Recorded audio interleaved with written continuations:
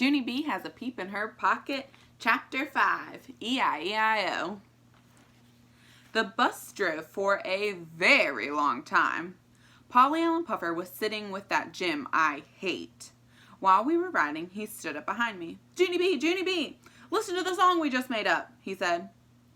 Then he and Jim started singing their song as loud as they could.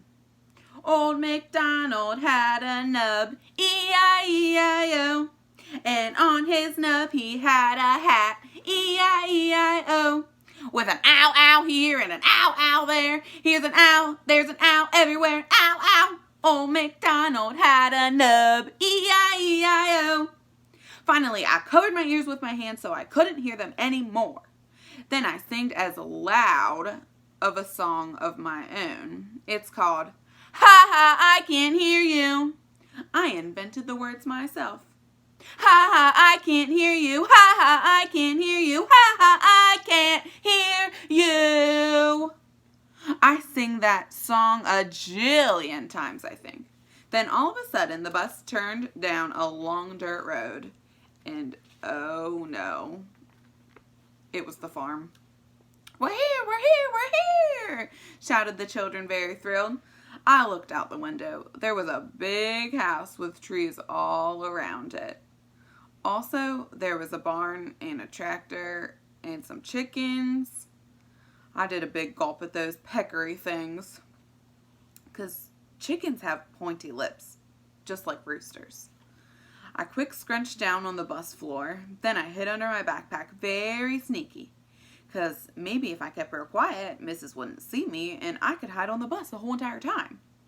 Lucille and that Grace stood up from their seats. I made a shh sign at them.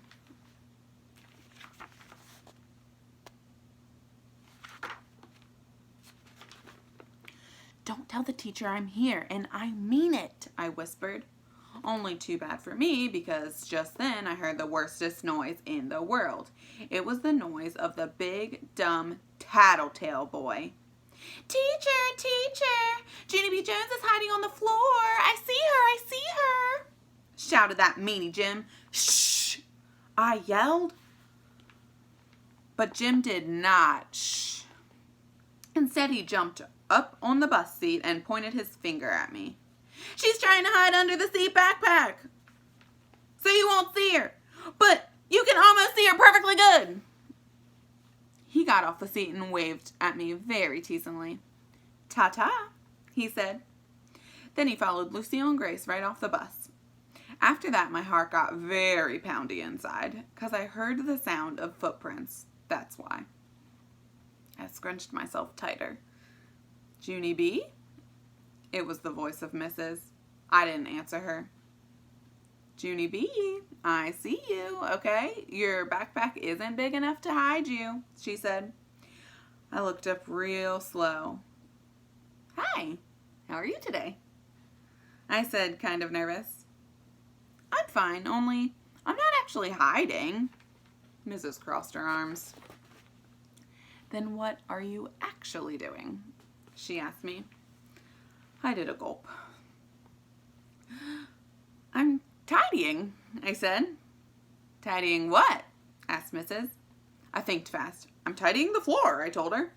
I quick took off my bandana and then I wiped the floor with it. Good news, I said. It's tidy now. All of a sudden I heard a chuckle. I turned my head and saw some boots. Junie B. Jones, said Mrs. I would like you to meet Farmer Flores.